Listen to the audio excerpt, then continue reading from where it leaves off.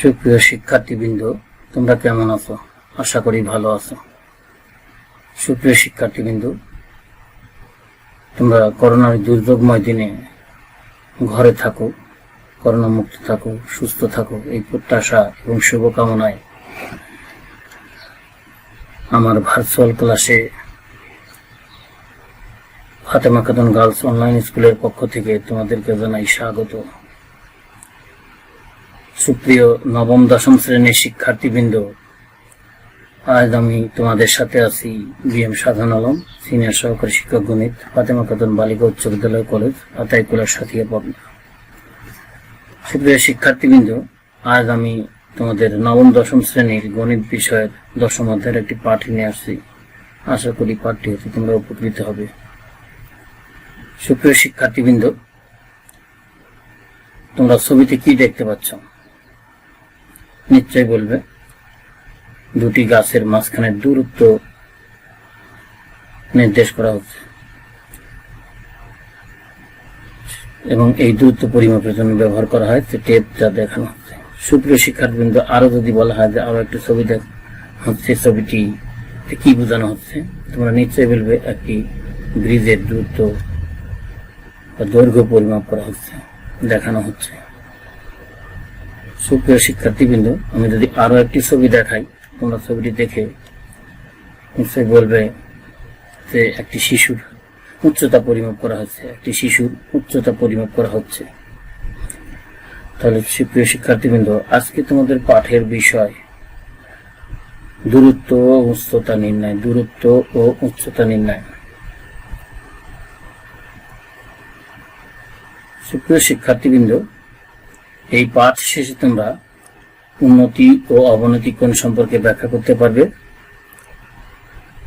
এবং ত্রিকোণমিতির সাহায্যে দূরত্ব ও উচ্চতা বিষয়ক গাণিতিক সমস্যার সমাধান করতে পারবে। সুপ্রিয় শিক্ষার্থীবৃন্দ, তোমরা ভূমির সমান্তরালে একটি সরলরেখা দেখতে পাচ্ছ। সরলরেখার উপরে একটি বিন্দু পি দেখতে পাচ্ছ এবং ভূমিস্থ একটি সরলরেখার উপর আরেকটি বিন্দু ও দেখতে পাচ্ছ। আমরা যদি ওপি যোগ করি তাহলে পি ও বি একটি কোণ উৎপন্ন হলো এবং এ ও বি পি ও একটি কোণ উৎপন্ন হলো। এখানে পি ও বি কোণ কে বলা হয় উন্নতি কোণ, অর্থাৎ ভূমিস্থ নিম্নস্থ সরলরেখার ভূমির সমান্তরাল সরলরেখার উপরস্থ কোন বিন্দু থেকে যদি ভূমিস্থ রেখার বা সমান্তরাল রেখার উপর কোন অঙ্কন করা হয় তবে তাকে উন্নতি কোণ বলা হয়।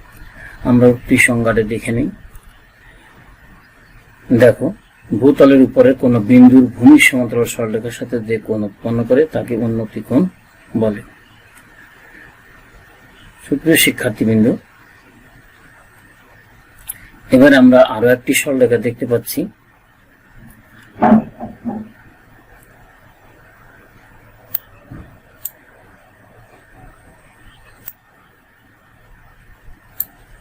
এবি সরলরেখা।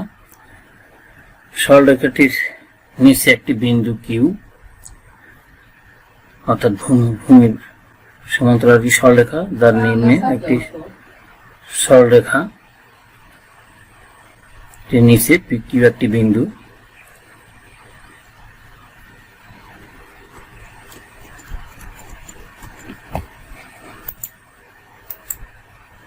সরলরেখার উপর আরেকটি বিন্দু কিউ ও কিউ যোগ করা হলো, তাহলে কিউ ও বি আর একটি কোণ উৎপন্ন হলো। এই কোণটিকে বলা হয় অবনতি কোণ, অর্থাৎ ভূমির সমান্তরাল বা ভূমির অবস্থিত একটি সরলরেখার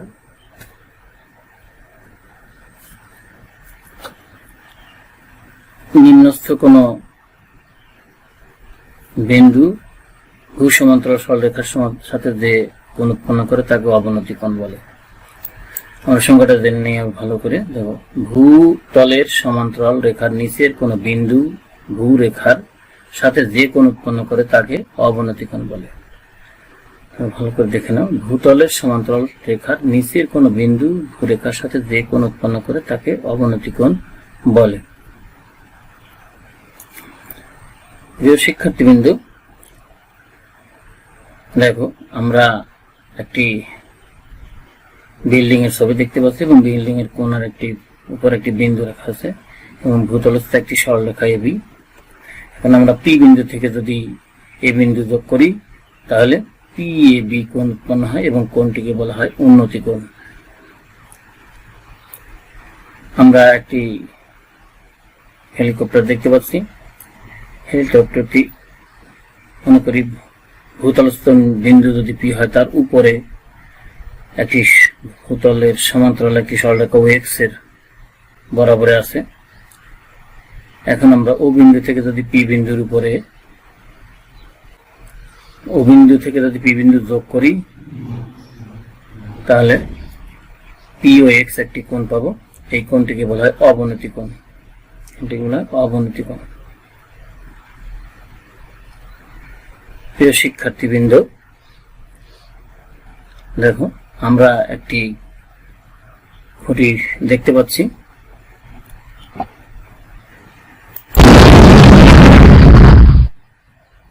খুঁটিটি ভেঙে ভূমির সাথে মিশে গেল, ভূমিতে পড়ল।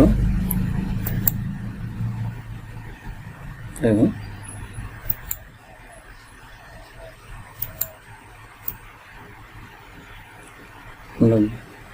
খেয়াল করো,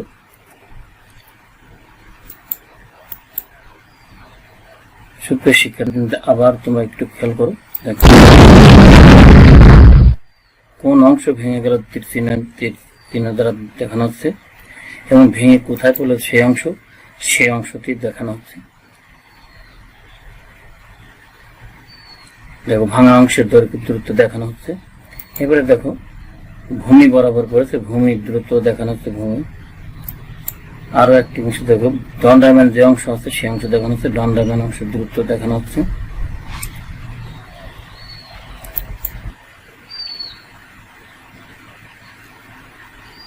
আমরা একটি খুঁটি দেখতে পাচ্ছি, খুঁটির উচ্চতা 64 মিটার। খুঁটিটির উচ্চতা 64 মিটার।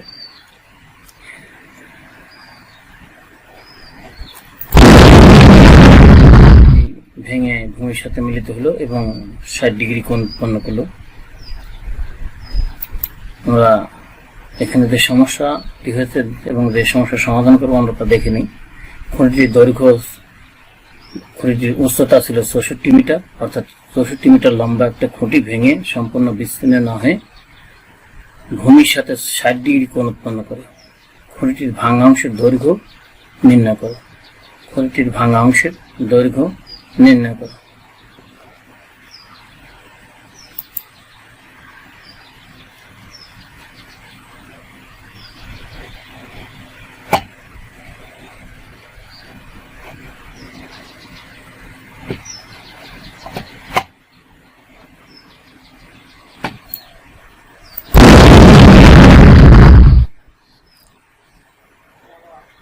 সুপ্রিয় শিক্ষার্থীবৃন্দ, এবার আমরা সমস্যাটি সমাধান করি। কিভাবে সমস্যার সমাধান করা যায় দেখি। দেখো আমরা এই যে খুঁটি দেখতে পাচ্ছিলাম 64 মিটার লম্বা বিশিষ্ট উচ্চতা বিশিষ্ট খুঁটিটি আমরা দেখো যে অংশটি ভেঙে পড়েছিল আমরা মনে করি ভাঙা অংশ উপরের অংশটুকুর দৈর্ঘ্য x মিটার, অর্থাৎ এখানে উপরে যে অংশটুকু দেখতে পাচ্ছ এটুকু উপর x মিটার, অর্থাৎ নিচে যে ভেঙে অংশ পড়েছে এখানে x মিটার একই অংশ। যে কোণ উৎপন্ন করেছিল আমরা আগে জেনেছি, এখানে 60 ডিগ্রি কোণ উৎপন্ন করেছে। তাহলে আমরা পুরো খুঁটির দৈর্ঘ্য 64 মিটার, অতএব আমরা যে ভাঙা নিচের অংশটুকু দেখতে পাচ্ছি, যে অংশ লম্বালম্বি দাঁড়িয়ে আছে সেই অংশের দৈর্ঘ্য 64 মাইনাস x মিটার। এবার আমরা সমস্যাটির সমাধান নির্ণয় করে দেব। আমরা চিত্র অনুসারে মনে করি খুঁটিটির উচ্চতা AB = 64 মিটার। ভাঙা অংশ কর্তৃক ভূমির সাথে অঙ্কিত কোণ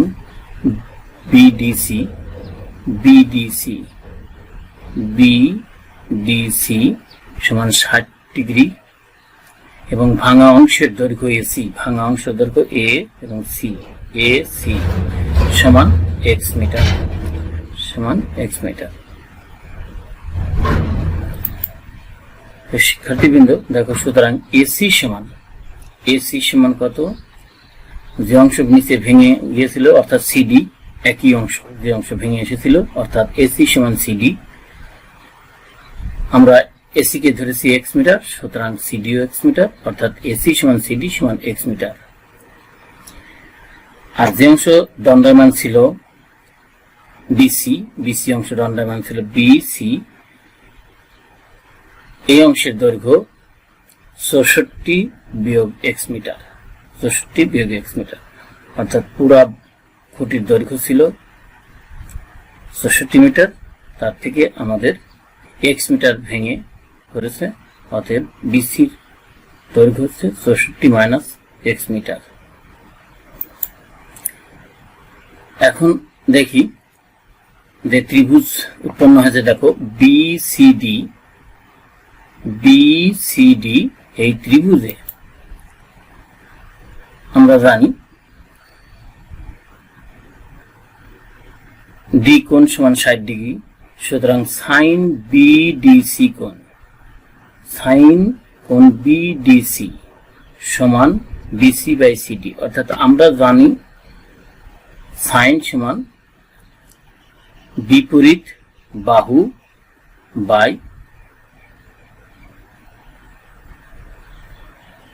অতিভুজ, বিপরীত বাহু বাই অতিভুজ। এখানে বিপরীত বাহু অর্থাৎ 60 ডিগ্রি কোণের বিপরীত বাহু বিসি এবং অতিভুজ সিডি, তাহলে সাইন কোণ বিডিসি সমান বিসি বাই সিডি,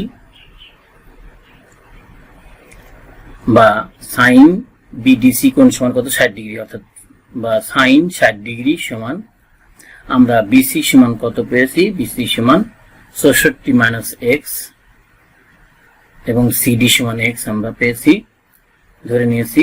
তাহলে সাইন 60 ডিগ্রি সমান 64 মাইনাস এক্স বাই এক্স। আমরা পূর্ব অধ্যায়ের থেকে জানি যে সাইন 60 ডিগ্রি মান √3/2, সাইন 60 ডিগ্রি মান √3/2, তাহলে সাইন √3/2 সমান 64 মাইনাস এক্স বাই এক্স সমান, আমরা বজ্রগুণন করে পাই √3x, √3x বজ্রগুণনের সাহায্যে সমান 64 দুগুণ 128 মাইনাস 2x।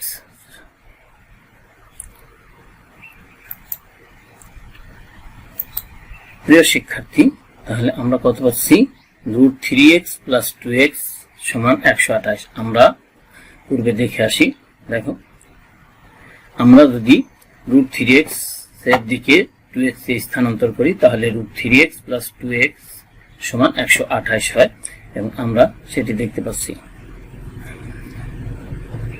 বা দেখো, বা আমরা কি করি, উভয় দিক থেকে x টা কমন নেই, বাম পাশের উভয় পদ থেকে x কমন নেই, তাহলে √3 plus 2 into x equal to 128। তাহলে x ইকুয়াল টু কত, বা x equal to 128 by √3 plus 2, বা 128 আমরা লব এবং হরের সাথে উভয় দিকে √3 মাইনাস 2 দ্বারা গুণ করি, তাহলে 128 into √3 minus 2 by √3 plus 2 into √3 minus 2, বা x সমান সমান 128 ইন্টু √3 মাইনাস 2 এবং ডিভাইডেড বাই কত, √3 স্কয়ার মাইনাস √2 স্কয়ার, অর্থাৎ এখানে a plus b into a minus b এর সূত্রে পড়ে গেল √3 প্লাস 2 √3 মাইনাস 2, অর্থাৎ a plus b into a minus b এর সূত্রে পড়ে গেল √3 square minus √2 square, √3 square minus 2 square. তাহলে x equal to 128 into √3 minus 2 divided by 3 minus 4, 3 minus 4,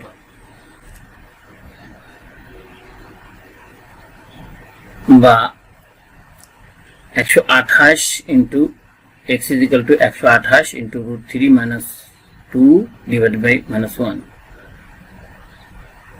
আমরা যদি লব এবং হরকে উভয়কে -1 দ্বারা গুণ করি তাহলে x is equal to -128 into root 3 minus root 2 বা -128 root 3 plus মাইনাস মাইনাসে যদি আমরা গুণ করি তাহলে প্লাস 128 দুগুণে 256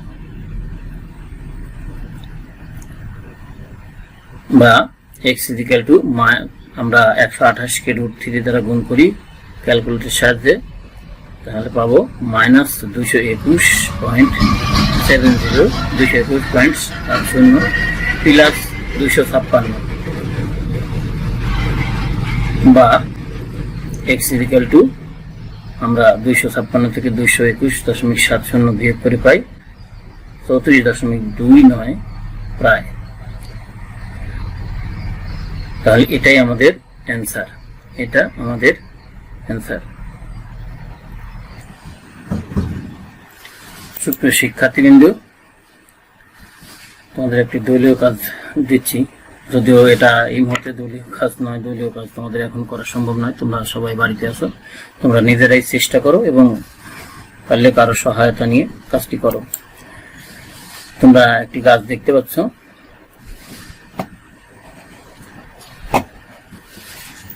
গাছটি ভেঙে গেল। দেখো গাছটি এমনভাবে ভেঙেছে যে ভাঙা অংশ দণ্ডায়মান অংশের সাথে 30 ডিগ্রি কোণ উৎপন্ন করেছে এবং ভূমিতে গোড়া থেকে 12 মিটার দূরে মাটি স্পর্শ করেছে। দেখো সমস্যাটি, একটি গাছ ধরে এমনভাবে ভেঙে গেল যে ভাঙা অংশ দণ্ডায়মান অংশের সাথে 30 ডিগ্রি কোণ উৎপন্ন করে গাছের গোড়া থেকে 12 মিটার দূরে মাটি স্পর্শ করে। গাছটির দৈর্ঘ্য নির্ণয় করো। তোমরা ঝটপট কাজটি করে ফেলো শিক্ষার্থীবৃন্দ, খুব মনোযোগ সহকারে করো, আশা করি তোমরা সবাই পারবে। শিক্ষার্থীবৃন্দ, আমি আবারও দেখাচ্ছি। দেখো তোমরা একটি গাছ দেখতে পাচ্ছ, গাছটি ঝড়ে ভেঙে গেল, ভাঙা অংশ দণ্ডায়মান অংশের সাথে 30 ডিগ্রি কোণ উৎপন্ন করলো এবং গোড়া থেকে 12 মিটার দূরে মাটি স্পর্শ করল।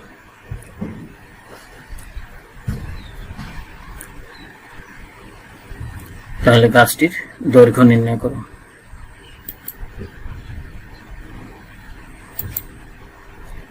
প্রিয় শিক্ষার্থীবৃন্দ, দেখি তোমরা কতটুকু মনে রাখতে পেরেছ, একটু মূল্যায়ন করি।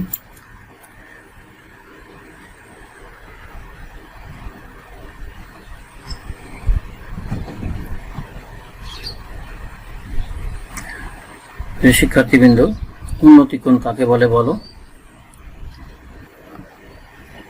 ধন্যবাদ, তোমরা অনেকে পেরেছ। শিক্ষার্থীবৃন্দ বলো অবনতি কোণ কাকে বলে? ধন্যবাদ, এটাও তোমরা অনেকে পেরেছ। প্রিয় শিক্ষার্থী, এবার তোমরা ডানে যে চিত্রটি দেখতে পাচ্ছ, এই চিত্রের আলোকে tan a সমান কত তা নির্ণয় করো। ধন্যবাদ তোমাদের সঠিক উত্তরের জন্য। সুপ্রিয় শিক্ষার্থীবৃন্দ, আরো একটি প্রশ্ন দিচ্ছি, একটা কুইজ প্রশ্ন। দেখো sin 30 ডিগ্রি সমান কত? sin 30 ডিগ্রি সমান কত বলো? sin 30 ডিগ্রি সমান, দেখো ক উত্তর ভুল, ঘ না তা উত্তর হল না, গ হল সঠিক উত্তর, খ ভুল উত্তর। দেখো ধন্যবাদ তোমাদের উত্তরের জন্য। শিক্ষার্থীবৃন্দ, এবার তোমাদের একটি বাড়ির কাজ দিচ্ছি, তোমরা ঝটপট খাতায় লিখে নাও।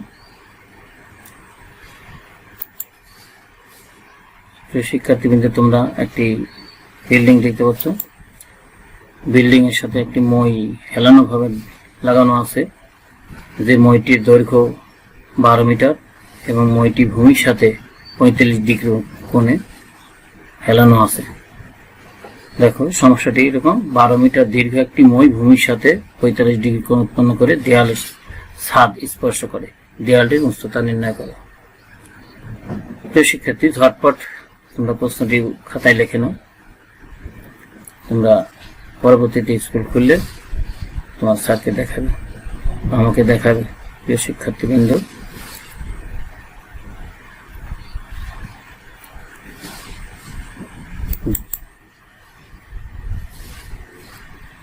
ধন্যবাদ শিক্ষার্থীবৃন্দ, তোমরা আবারও তোমাদের জন্য আশীর্বাদ নিয়ে তোমরা সুস্থ থাকো, ভালো থাকো।